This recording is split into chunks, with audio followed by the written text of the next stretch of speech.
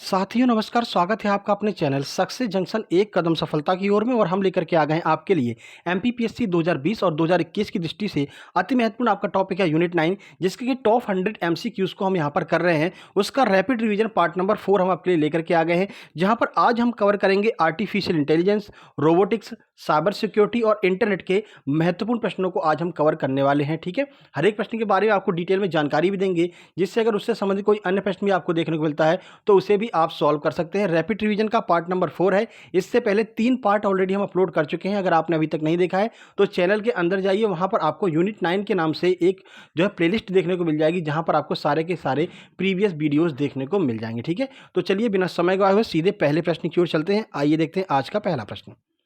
तो चतुरोबोट को किस किसने मिलकर के बनाया है? एक यहाँ पर रोबोट बनाया गया जिसका नाम है चतुरोबोट। इसे किस किसने मिलकर के बनाया है, इसकी विशेषता क्या है, ये भी हम आपको बताएंगे। ऑप्शन ए है डीआरडीओ और एरोनॉटिक्स ऑफ इंडिया ने। ऑप्शन बी है डीआरडीओ और इसरो ने। ऑप्शन सी है डीआरडीओ और बेंगलुरु की रोबोटिक्स कंपनी ने। ऑप्शन नंबर डी है सिर्फ डीआरडीओ ने। तो चलिए आंसर देख लेते हैं पहले। इसका आंसर क्या है? सही आंसर है सी, यानी कि डीआरडीओ और बेंगलुरु की रोबोटिक्स कंपनी ने मिलकर के यहाँ पर चतुरोबोट को बनाया है। इसकी विशेषता क्या है? तो यह जो है विजुअल सेंसर्स वाला एक रोबोट है। तो आपसे पूछा जा सकता है इनमें से कौन सा ऐसा रोबोट है जिसमें विजुअल सेंसर्स लगे हुए हैं, तो आपका आंसर होगा चतुरोबोट एक ऐसा रोबोट है जिसमें विजुअल सेंसर्स लगे हुए हैं। ठीक है, आगे बढ़ते हैं और अगला प्रश्न देखते हैं। पूरी तरह से पहले भारतीय औद्योगिक रोबोट का नाम क्या है? जो पूरी तरह से पहला भारतीय औद्योगिक रोबोट है उसका नाम आपसे पूछा जा रहा है। मित्र, व्योममित्र, भीम या फिर ब्रावो। चलिए आंसर देख लेते हैं। सही आंसर है डी, यानी कि ब्रावो नाम का जो रोबोट है वो पूरी तरह से औद्योगिक रोबोट है, जो कि भारतीयों के द्वारा बनाया गया। कब बनाया गया तो देखते हैं। टाटा ऑटो कंपनी लिमिटेड के द्वारा इसे 2017 में बनाया गया था। तो कंपनी का नाम भी आपको याद रखना है। ठीक है, आगे बढ़ते हैं, अगला प्रश्न देखते हैं। भारत का पहला 3D प्रिंटेड ह्यूमैनॉइड रोबोट कौन सा है? मानव, दक्ष, यूएवी नेत्र या फिर जीआईसी। चलिए आंसर देखते हैं कि कौन सा ऐसा रोबोट है जो भारत का पहला 3D प्रिंटेड है। सही आंसर है ए, यानी कि मानव नाम का एक ऐसा रोबोट है जो भारत का पहला 3D प्रिंटेड ह्यूमैनॉइड रोबोट है।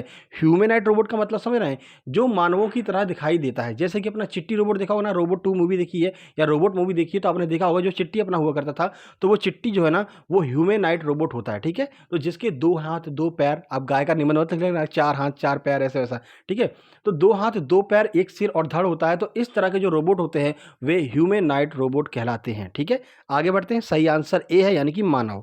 ठीक है, 3D प्रिंटेड रोबोट है। एनआईटी कुरुक्षेत्र के जुबली हॉल में पहले 3D प्रिंटेड रोबोट मानव ने एक भारतीय गाने पर यहाँ पर डांस भी किया। तो मानवों की तरह डांस करने वाला एकमात्र रोबोट कौन सा है? तो पहला रोबोट था 3D प्रिंटेड ह्यूमैनॉइड रोबोट मानव। ठीक है, आगे बढ़ते हैं, अगला प्रश्न देखते हैं। तो भारत में निजी क्षेत्र की कंपनी इन्वेंटो रोबोटिक्स के द्वारा बनाया गया रोबोट इनमें से कौन सा है? टेक्नोसियन, ब्रावो, मित्रा या फिर असीमो। आइए आंसर देख लेते हैं इसका। सही आंसर है सी, यानी कि मित्रा नाम से एक रोबोट यहाँ पर बनाया है। किसने बनाया है? तो इन्वेंटो रोबोटिक्स के द्वारा बनाया गया यह रोबोट है जिसका नाम है मित्रा। ठीक है, चलिए आगे बढ़ते हैं और अगला प्रश्न देखते हैं। बीईएल, भारत इलेक्ट्रॉनिक लिमिटेड इसका फुल फॉर्म हो जाएगा, ने किस प्रकार के रोबोट का यहाँ पर विकास किया है? Pick and place, UAV, NICO या फिर इनमें से कोई नहीं। चलिए आंसर देखते हैं। सही आंसर है ए, यानी कि पिक एंड प्लेस तरह के रोबोट का जो है निर्माण यहाँ पर भारत इलेक्ट्रॉनिक लिमिटेड ने किया है। अब पिक एंड प्लेस तरह के रोबोट कौन से होते हैं? तो यह एक तरह की मशीन होती है जो एक जगह से सामान को उठाती है, दूसरे जगह पर इसको रखती है। ठीक है ना, इसीलिए इसका नाम है पिक एंड प्लेस। एक जगह से उठाइए, दूसरी जगह पर रखिए। स्पेशली इनका यूज कहाँ पर किया जाता है? तो जो बड़ी बड़ी कंपनियां होती हैं, जो बड़े बड़े कारखाने होते हैं, उनमें पिक एंड प्लेस तरह के रोबोट का यूज किया जाता है। भारत इलेक्ट्रॉनिक लिमिटेड बीईएल ने इस तरह के रोबोट का निर्माण किया है। ठीक है, आगे बढ़ते हैं, अगला प्रश्न देखते हैं। अभी हाल ही में बालक की हृदय की विकृति को ठीक करने के लिए रोबोट का प्रयोग किस राज्य के द्वारा किया गया? करंट अफेयर का प्रश्न है, महत्वपूर्ण बन सकता है सीए की दृष्टि से भी और रोबोटिक्स की दृष्टि से भी। ऑप्शन ए है राजस्थान, ऑप्शन बी है केरल, ऑप्शन सी है तमिलनाडु, ऑप्शन डी है मुंबई। आइए आंसर देख लेते हैं। सही आंसर है बी, यानी कि केरल राज्य के द्वारा अभी हाल ही में बालक की हृदय की विकृति को ठीक करने के लिए रोबोट का इस्तेमाल किया गया था। तो केरल को याद रखिएगा। आगे बढ़ते हैं। रोबोटिक्स की वह शाखा जिसमें रोबोट के सभी भाग मुलायम व लचीले बनाए जाते हैं, वो शाखा कौन सी है? Soft robotics, robotics soft, spongy robotics या फिर इनमें से कोई नहीं। चलिए आंसर देख लेते हैं। सही आंसर है बी, यानी कि रोबोटिक्स सॉफ्ट के नाम से यहाँ पर एक शाखा है जो रोबोट के सभी भाग मुलायम होते हैं इस शाखा के। चलिए आपको कुछ जानकारी देते हैं। तो देखिए, सॉफ्ट रोबोटिक्स की ऐसी विशेषता होती है कि ये अत्यंत सीमित स्थान में भी गमन कर सकते हैं। घमंड नहीं, यहाँ पर गमन है, ठीक है। तो गमन कर सकते हैं क्योंकि वे अपने आकार में परिवर्तन कर सकते हैं और चलने के तरीके को बदल सकते हैं। तो ऐसे रोबोट होते हैं उसकी शाखा को हम रोबोटिक्स सॉफ्ट कहते हैं, ठीक है। इनके सारे के सारे पार्ट जो होते हैं वो लचीले बनाए जाते हैं। उम्मीद करते हैं प्रश्न आपको समझ में आ रहे होंगे। अगर प्रश्न आपको समझ में आ रहे हो, ये प्रश्न अच्छे लग रहे हो, तो मेरे भाई वीडियो को लाइक जरूर कर दीजिएगा, ठीक है। तो चलिए अगला प्रश्न देखते हैं। तो नीको रोबोट का निर्माण किस विश्वविद्यालय के शोधकर्ताओं के द्वारा किया गया है? एनआईसीओ तरह के रोबोट का निर्माण किसके द्वारा किया गया है? येल यूनिवर्सिटी, कैम्ब्रिज यूनिवर्सिटी, उपरोक्त दोनों या फिर इनमें से कोई नहीं। चलिए आंसर देख लेते हैं। सही आंसर ए, यानी कि येल यूनिवर्सिटी के द्वारा नीको रोबोट का निर्माण किया गया है, ठीक है। यहाँ के शोधकर्ताओं के द्वारा नीको रोबोट का निर्माण किया गया है। यह रोबोट अपने आप को आईने में पहचान सकता है। इसे आर्टिफिशियल के क्षेत्र में महत्वपूर्ण जो कदम माना जा रहा है। अब देखिए, आर्टिफिशियल इंटेलिजेंस में क्या होता है कि जैसे कि इंटेलिजेंस सबसे ज़्यादा हमारे पास में होता है, मानवों के पास में होता है। वो खुद को पहचान सकते हैं, उनमें इतनी क्षमता होती है, मानसिक बुद्धि इतनी काम करती है, कहाँ पर जाना है अपने हिसाब से सोच सकते हैं। मगर रोबोट में अभी ऐसा कोई भी टेक्नोलॉजी स्थापित नहीं की गई है कि वे अपने हिसाब से काम कर सकें, ठीक है ना। लेकिन यहाँ पर नीको रोबोट एक ऐसा है जो कि मतलब अपने आप को आईने में पहचान सकता है। तो ये आर्टिफिशियल इंटेलिजेंस में जो है एक महत्वपूर्ण कदम माना जा रहा है। अब आगे चल करके रोबोट खुद के सेंस पर काम करने लगेंगे, ठीक है ना। ऐसा प्रयास किया जा रहा है। लेकिन एआई क्षेत्र का जो है पहला यहाँ पर कदम किसको माना जा रहा है? तो नीको रोबोट जो है वो अपने आप को आईने में पहचान सकता है। येल यूनिवर्सिटी के शोधकर्ताओं द्वारा ये जो है आविष्कार किया गया है। आगे बढ़ते हैं। देश की पहली रोबोटिक कंट्रोल वेधशाला मध्य प्रदेश के किस जिले में स्थापित की गई? इस पे आप स्टार लगा लीजिए, महत्वपूर्ण है। भोपाल, उज्जैन, इंदौर या फिर रतलाम। आइए आंसर देखते हैं। सही आंसर है बी, यानी कि उज्जैन में देश की पहली रोबोटिक कंट्रोल वेधशाला जो है स्थापित की गई है। इसमें क्या होगा? तो इसमें जो भी विद्यार्थी होते हैं जो रोबोटिक्स में इंटरेस्टेड हैं, उनको यहाँ पर रोबोट के बारे में जानकारी दी जाएगी। उनको बताया जाएगा किस तरह रोबोट काम कर सकता है, ठीक है ना। सारी जानकारी वहाँ पर दी जाएगी। तो ये जो है उज्जैन में शुरू की गई है रोबोटिक्स वेधशाला, ठीक है। आगे बढ़ते हैं। देखिए, ड्रोन भीम का निर्माण किस आईआईटी के छात्रों के द्वारा किया गया? IIT Kanpur, IIT Bombay, IIT Kharagpur या फिर आईआईटी बेंगलुरु। ड्रोन भीम के बारे में आपने सुना होगा। सही आंसर है सी, यानी कि आईआईटी खड़गपुर के द्वारा यहाँ पर ड्रोन भीम का यहाँ पर निर्माण किया गया है। याद रखिएगा, आईआईटी खड़गपुर। आगे बढ़ते हैं। ये एक तरह का ड्रोन होता है, ठीक है। वायरस की दुनिया का पहला वायरस कौन सा था? रीपर, क्रीपर, सी ब्रेन या फिर इनमें से कोई नहीं। आइए आंसर देख लेते हैं। सही आंसर है बी, यानी कि क्रीपर नाम का जो है वायरस दुनिया का पहला मतलब वायरस था, ठीक है। याद रखिए। अगला प्रश्न देखते हैं। तो यह वायरस की दुनिया का पहला वायरस है जिसे 1971 में बॉब थॉमसन ने बनाया था। तो याद रखिए, पहला वायरस किसने बनाया? बॉब थॉमस ने बनाया था, ठीक है। आगे बढ़ते हैं। अगला प्रश्न देखते हैं। दो पाकिस्तानी भाइयों द्वारा बनाया गया वायरस कौन सा है? यह प्रश्न महत्वपूर्ण है क्योंकि एनटीपीसी में अभी हाल ही में पूछा गया है। सीब्रेन, माइकलएंजेलो, डिस्क वॉशर या फिर रीपर। चलिए आंसर देख लेते हैं। सही आंसर है ए, यानी कि सी ब्रेन नाम का जो है वायरस दो पाकिस्तानी भाइयों के द्वारा बनाया गया। इनका नाम भी याद रखिएगा। तो दो पाकिस्तानी भाई अमजद फारूक अलवी और बासित फारूक अलवी, इन दोनों के द्वारा जो है यहाँ पर सी ब्रेन नाम का रोबोट बनाया गया है, जो कि दो पाकिस्तानी भाइयों के द्वारा बनाया गया था, ठीक है। आगे बढ़ते हैं। देखिए, इनमें से किस वायरस को सबसे ज़्यादा कंप्यूटर को प्रभावित करने की वजह से गिनीज बुक ऑफ वर्ल्ड में जगह मिली? Disk washer, keylogger, I love you या फिर इनमें से कोई नहीं। आंसर की बात करते हैं। सही आंसर है सी, यानी कि आई लव यू नामक वायरस को जो है सबसे ज़्यादा लोगों को प्रभावित करने की वजह से यहाँ पर गिनीज बुक ऑफ वर्ल्ड में जगह मिली। अब ये क्यों प्रभावित करता था, आप समझ सकते हैं। आप मोबाइल चला रहे हैं या फिर सिस्टम अपना लैपटॉप चला रहे हैं, अचानक से आपके स्क्रीन पर एक मैसेज फ्लैश होता है जिस पर लिखा होता है आई लव यू। आप कहते हैं अरे भाई ये किसने भेज दिया? आप तुरंत उस पर क्लिक करते हैं और जैसे ही आप क्लिक करते हैं ये वायरस आपके सिस्टम में पहुंच जाता है। और लगभग 99% लोगों ने यहाँ पर क्लिक किया, जितने लोगों के पास में आया, ठीक है। इस वजह से इसे गिनीज बुक ऑफ वर्ल्ड में जगह मिली। सबसे ज़्यादा जो है इसने कंप्यूटर को सबसे ज़्यादा प्रभावित किया। सन 2000 में आया था। यह अपने आप को फैलाता ही जाता था। सबसे ज़्यादा दुनिया में कंप्यूटर को प्रभावित करने की वजह से गिनीज बुक ऑफ वर्ल्ड में इसको जो है रिकॉर्ड में इसका नाम लिखा गया। याद रखिएगा, उस वायरस का नाम है आई लव यू, ठीक है। आगे बढ़ते हैं। अगला प्रश्न देखते हैं। देखिए, फिरौती मांगने वाला कंप्यूटर वायरस कौन सा है जो आपसे फिरौती मांगता है? ऑप्शन ए है रैंसमवेयर, ऑप्शन बी है मैकमग, ऑप्शन सी है क्रिप्टो लॉकर, ऑप्शन डी इनमें से कोई नहीं। आइए आंसर देखते हैं। सही आंसर है ए, यानी कि रैंसमवेयर जो है एक तरह का ऐसा वायरस होता है जो आपके कंप्यूटर में चला जाता है, कंप्यूटर को नुकसान पहुंचाता है और अगर आप उसको मतलब पूरी तरह से लॉक कर देता है। जब आप अपने कंप्यूटर को खोलना चाहते हैं तो वो आपसे फिर फिरौती मांगता है। क्रिप्टो करेंसी में फिरौती मांगेगा, या फिर डॉलर में फिरौती मांगेगा, या फिर आपके क्रेडिट कार्ड से फिरौती मांगेगा। कुल मिलाकर के ये आपसे फिरौती मांगता है, उसके बाद ही आपका कंप्यूटर मतलब कि अनलॉक होता है। ठीक है, आगे बढ़ते हैं। रैंसमवेयर है इसका नाम, याद रखिएगा। क्रिप्टो लॉकर वायरस कब आया था? 2014, 2013, 2015 या फिर 2016? आइए आंसर देखते हैं। सही आंसर बी, यानी कि 2013 में क्रिप्टो वायरस लॉकर आया था, मतलब क्रिप्टो लॉकर वायरस आया था। ये क्या करता है, तो ये आपका जो कीबोर्ड होता है उस कीबोर्ड को ही लॉक कर देता है। ठीक है ना, तो ऐसे लॉकर, ऐसे जो वायरस को हम क्या कहते हैं, तो क्रिप्टो लॉकर वायरस कहते हैं। ठीक है, 2013 में यह आया था। आगे बढ़ते हैं। हार्ड डिस्क में मौजूद सभी डाटा को समाप्त करने वाला वायरस कौन सा है? डिस्क वॉशर, ट्रोजन हॉर्स, माइड्रम या फिर माइकल एंजेलो? आंसर की बात करते हैं। सही आंसर है ए, यानी कि डिस्क वॉशर नाम का एक ऐसा वायरस है जो 1993 में आया था और यह हार्ड डिस्क में मौजूद सभी डाटा को इरेज कर देता है, तुरंत डिलीट कर देता है। ठीक है, डिस्क वॉशर 1993, याद रखिएगा। आगे बढ़ते हैं। वायरस कंप्यूटर में कैसे पहुंचता है यह आपसे पूछा जा रहा है। हमेशा आउटपुट डिवाइस से, हमेशा इनपुट डिवाइस से, हमेशा हार्डवेयर से, या फिर इनमें से कोई नहीं? आंसर की बात करते हैं। सही आंसर है बी, यानी कि हमेशा इनपुट डिवाइस के माध्यम से आपके कंप्यूटर में वायरस पहुंचता है। अगर आप किसी दूसरे की मान लीजिए डाटा केबल यूज़ कर रहे हैं, मान लीजिए आप किसी दूसरे का मोबाइल अपने मोबाइल से कनेक्ट कर रहे हैं ब्लूटूथ के थ्रू, या फिर अपने जो है मतलब विभिन्न तरीकों से आप दूसरे डिवाइस से कनेक्ट हो रहे हैं, तो इसको इनपुट माध्यम कहते हैं और इनपुट माध्यम से ही आपका जो वायरस होता है वो आपके कंप्यूटर में इंसर्ट कर जाता है। ठीक है, चाहे तो आपके पास जीमेल आ जाएगा, उसके साथ में आ जाएगा, मैसेज के थ्रू आ जाएगा, लेकिन इनपुट के माध्यम से ही आपके कंप्यूटर में प्रवेश करता है वायरस। आगे बढ़ते हैं। देखिए, रीपर क्या है? ठीक है, ऑप्शन ए है एक वायरस है, ऑप्शन बी है एक हार्डवेयर है, ऑप्शन सी है एक एंटीवायरस है, या फिर ऑप्शन नंबर डी है की लॉगर है? आंसर की बात करते हैं। सही आंसर सी, यानी कि एक एंटीवायरस है जिसका नाम है रीपर। याद रखिएगा, रीपर सीधे आपसे पूछा जाएगा। रीपर क्या है? एक एंटीवायरस है। वायरस की फुल फॉर्म क्या होती है? बहुत नॉर्मल सा प्रश्न है, कई बार पूछा भी गया है, तो याद रखिएगा। Vital information resource under seize, vital information resource under session, vital information resource unbreak seize, या फिर इनमें से कोई नहीं? आंसर की बात कर लेते हैं। सही आंसर है ए, यानी कि vital information resource under seize जो है वायरस की फुल फॉर्म होती है। याद रखिएगा, कई बार पूछा गया है। ठीक है, तो दुनिया के सभी कंप्यूटर एवं इलेक्ट्रॉनिक डिवाइस को जोड़ने वाला नेटवर्क क्या कहलाता है? इंटरनेट के प्रश्न यहाँ से स्टार्ट हो रहे हैं। आर्टिफिशियल इंटेलिजेंस, रोबोटिक्स, प्रोटोकॉल, या फिर इंटरनेट? आंसर की बात करते हैं। सही आंसर है डी, यानी कि इंटरनेट के थ्रू दुनिया के सभी कंप्यूटर और इलेक्ट्रॉनिक डिवाइस को जोड़ा जाता है। ठीक है, आगे बढ़ते हैं। देखिए, यहाँ पर हम आपके ये 4 टॉपिक क्लियर करा रहे हैं। कल तक आपको इलेक्ट्रॉनिकी का वीडियो मिल जाएगा। ठीक है, यूनिट 9 इलेक्ट्रॉनिकी के महत्वपूर्ण प्रश्न आपको मिल जाएंगे। तो इस तरह से आपकी यूनिट 9 टॉप 100 कंप्लीट हो जाएगा। एक बार रिवीजन कर लीजिएगा।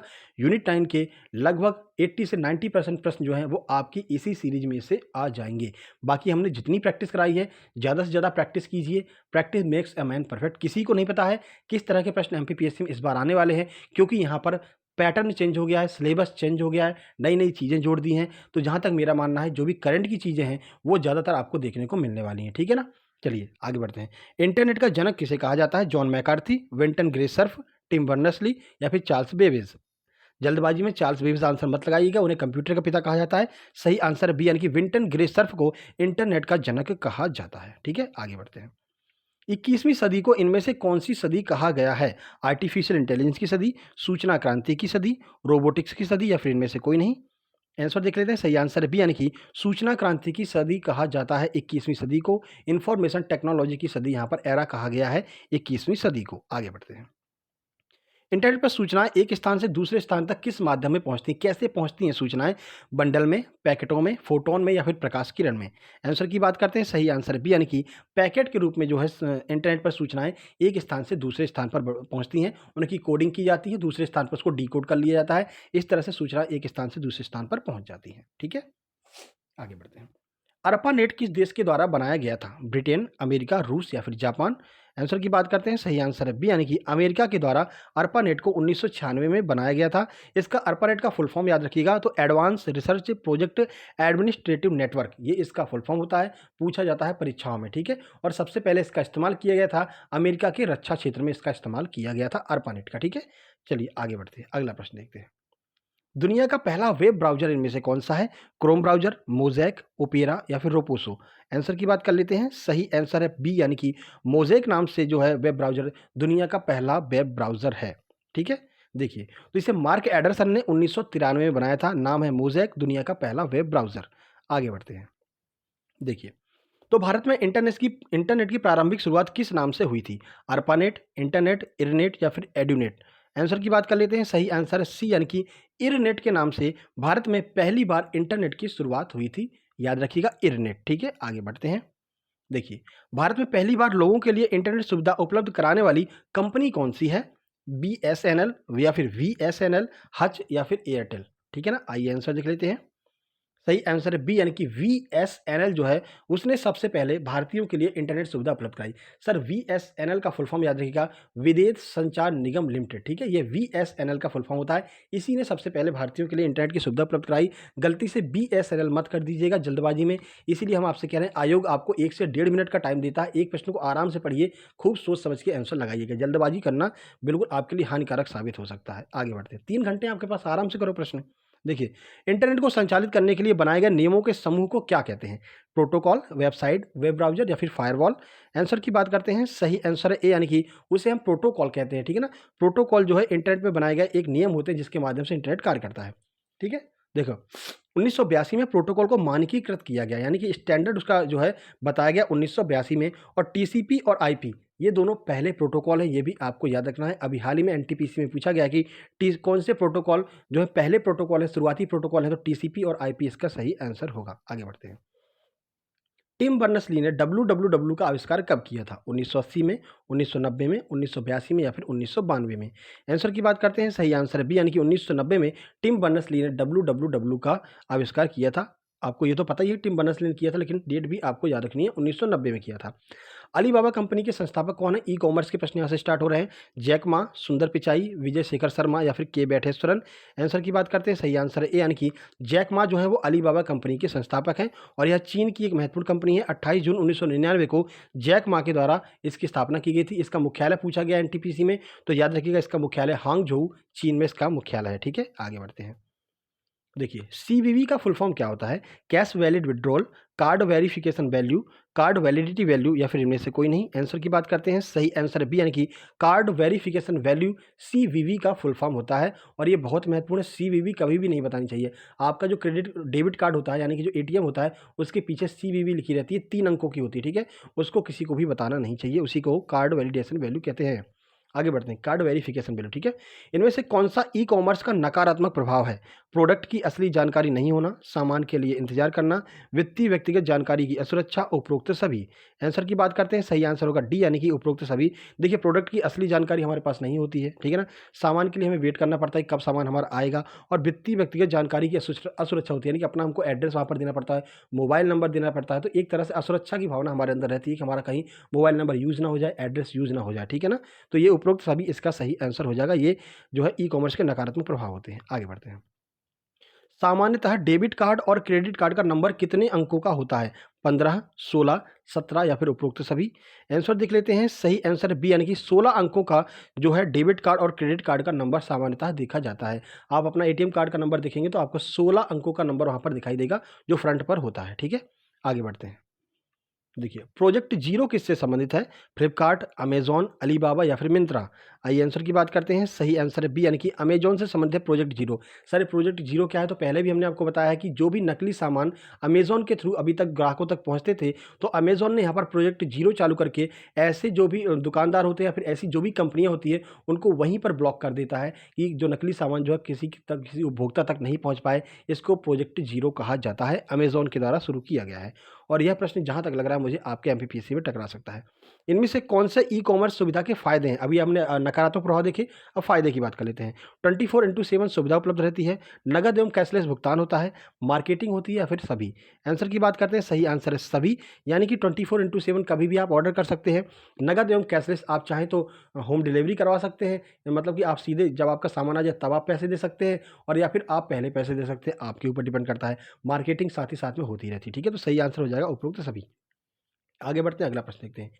जब हम किसी भी प्रोडक्ट को इंटरनेट पर देखते हैं तो उसके डिस्क्रिप्शन को क्या कहते हैं? Online catalogue, offline catalogue, printed catalogue या फिर इनमें से कोई नहीं? आंसर की बात कर लेते हैं। सही आंसर है ए, यानी कि उसे हम ऑनलाइन कैटलॉग कहते हैं। देखिए, कोई भी सामान आपको अगर जैसे आप फ्लिपकार्ट पे गए तो फ्लिपकार्ट पे आपने सामान देखा, अब उसकी जो भी जानकारी आप पढ़ते हैं उसी को हम कहते हैं ऑनलाइन कैटलॉग, ठीक है। तो वो उसका डिस्क्रिप्शन होता है जिसे हम ऑनलाइन पढ़ते हैं, इसलिए इसे ऑनलाइन कैटलॉग कहते हैं। आगे बढ़ते हैं। देखिए, ई कॉमर्स में ईडीआई की फुल फॉर्म क्या होती है? फुल फॉर्म आपसे पूछा जाता है और आपको हम बता दें, फुल फॉर्म की वीडियो हमारे दूसरे चैनल जो है नॉलेज जंक्शन पर आपको कल देखने को मिल जाएगी। जो महत्वपूर्ण फुल फॉर्म है वो आपको वहाँ पर देखने को मिल जाएंगे। उसकी भी जो लिंक है वो आपको डिस्क्रिप्शन बॉक्स में देखने को मिल जाएगी। वहाँ पर जा करके आप उस चैनल को सब्सक्राइब कर लीजिएगा। वैसे हम लास्ट में आपको बताएंगे कि कैसे उस चैनल पर पहुँचना है। 1919 का एक्ट और 1935 का एक्ट के सारे जो है मतलब एमसीक्यू जो है वो हमने वहाँ पर अपलोड कर दिए, क्योंकि एमपीपीएससी में अलग से बताया गया स्पेशली कि आपसे 1919 और 1935 के एक्ट के जो है एमसीक्यूज ही पूछे जाएंगे, ठीक है। तो देखिए, electronic data interchange, electronic data interface या फिर इमरजेंसी डाटा इंटरचेंज या फिर इनमें से कोई नहीं। आंसर देख लेते हैं। सही आंसर है ए, यानी कि इलेक्ट्रॉनिक डाटा इंटरचेंज ईडीआई की फुल फॉर्म होती है ई कॉमर्स के अंदर, ठीक है। आगे बढ़ते हैं। ओटीपी का फुल फॉर्म क्या होता है? Operator type password, online type password, one time password या फिर ऑप्शनल टाइम पासवर्ड। आंसर की बात कर लेते हैं। सही आंसर है सी, यानी कि वन टाइम पासवर्ड ओटीपी का फुल फॉर्म होता है। बार बार यूज भी किया जाता है आपके मोबाइल के थ्रू। एक कंप्यूटर स्टेशन जो जनता को विशिष्ट और उपयोगी सेवाएं और सूचनाएं उपलब्ध कराता है क्या कहलाता है? Railway station, kiosk, space station या फिर हार्डवेयर शॉप। चलिए आंसर देख लेते हैं। सही आंसर है बी, यानी कि उसे हम कियोस्क कहते हैं। और गांव-गांव में कियोस्क खुले रहते हैं। आपको पता है, आपको अपने बैंकिंग से कोई सामान मतलब कि कोई भी जो है जानकारी लेनी है तो आप जा सकते हैं। आपके गांव में ग्राहक सेवा केंद्र खुले रहते हैं, उन्हें हम एक तरह से कियोस्क कह सकते हैं। आपका जो एमपी ऑनलाइन है वो भी आपका कियोस्क के थ्रू ही आता है। तो ऑनलाइन जानकारी या फिर सूचनाएं जो उपलब्ध कराता है उसे हम कियोस्क कहते हैं, ठीक है। आगे बढ़ते हैं। ऐसी स्थिति जिसमें सिर्फ उसी पेज को देख सकते हैं जिस पर आप काम कर रहे हैं उसे क्या कहते हैं? Default page, home page, page preview mode या फिर इनमें से कोई नहीं। आंसर की बात करते हैं। सही आंसर है सी, यानी कि पेज प्रीव्यू मोड कहते हैं। जिस पर आप मतलब करंट में काम कर रहे हैं ऐसे पेज को पेज प्रीव्यू मोड कहते हैं, याद रखिएगा। आगे बढ़ते हैं। तो ये आपके महत्वपूर्ण प्रश्न थे जो कि आपके रोबोटिक्स, आर्टिफिशियल इंटेलिजेंस, इंटरनेट और ई कॉमर्स से हमने यहाँ पर कवर कर लिए। अब आपकी केवल इलेक्ट्रॉनिकी रह गई है, तो इलेक्ट्रॉनिकी के प्रश्न कल शाम तक आपको मिल जाएंगे। इस तरह से आपका यूनिट 9 कवर हो जाएगा। यूनिट 7 के टॉप 100 में खाद्य प्रसंस्करण के प्रश्न रह गए हैं, वो भी आपको कल देखने को मिल जाएंगे। यानी कल तक आपके सभी महत्वपूर्ण प्रश्न आपको देखने को मिल जाएंगे। बेहतरीन प्रैक्टिस कीजिए, मजबूती से तैयारी करके जाइए। साथ ही साथ में आपको जो हम बता रहे थे, नॉलेज जंक्शन हमारा चैनल है, वो उसको आप जो है यहाँ पर जाकर के सब्सक्राइब कर लीजिएगा। वहाँ पर आपको 2 वीडियो हमने ऑलरेडी अपलोड कर दी हैं। इस तरह से आपको वहाँ पर नॉलेज जंक्शन चैनल देखने को मिल जाएगा, ठीक है ना। अगर आप चाहें तो हमारा ये शॉर्ट वीडियो चैनल है, आप जो है यूट्यूब पर सर्च भी कर सकते हैं। नॉलेज जंक्शन फैक्ट डालेंगे तो पहला वीडियो आपको देखने को मिल जाएगा। तो वहाँ पर जाकर उसे सब्सक्राइब कीजिए और वहाँ पर सारे वीडियो देख लीजिए। साथ ही साथ में कल हम आपको जो शॉर्ट फॉर्म वाली वीडियो है वो भी वहाँ पर अपलोड कर देंगे, आपके लिए महत्वपूर्ण है। ब्रांड एम्बेसडर की जो वीडियो है वो भी वहीं पर अपलोड की जाएगी, इसलिए उसे सब्सक्राइब कर लीजिए। ये वीडियो पसंद आई, वीडियो को लाइक कीजिए, दोस्तों के पास शेयर कीजिए, चैनल को सब्सक्राइब करके नोटिफिकेशन बेल जरूर दबा लीजिए। और हमारा टेलीग्राम चैनल है, वहाँ पर आप जाकर के पुरानी सारी वीडियो देख सकते हैं, सारे पीडीएफ वहाँ पर डाउनलोड करके अपना रिवाइज कर सकते हैं, ठीक है। और आपको बता दें कि 2021 में जो है आपकी एमपीपीएससी नवंबर 2021 में होने वाली है, उसकी बेहतरीन तैयारी सोमवार की छुट्टी करके मंगलवार से हम शुरुआत करेंगे आपके एग्जाम के एक दिन बाद से। डिटेल में जानकारी देते हुए पूरी जानकारी देंगे। जैसा हम एमसीक्यूज में आपको इतनी जानकारी दे रहे हैं, तो जब हम डिटेल क्लास से स्टार्ट करेंगे तो आप समझ सकते हैं किस तरह की आपको यहाँ पर सुविधा उपलब्ध कराई जाएगी, फ्री ऑफ कॉस्ट, कोई पैसा नहीं लगेगा, ठीक है। तो जल्द ही मिलते हैं एक नई वीडियो में, तब तक के लिए नमस्कार, धन्यवाद।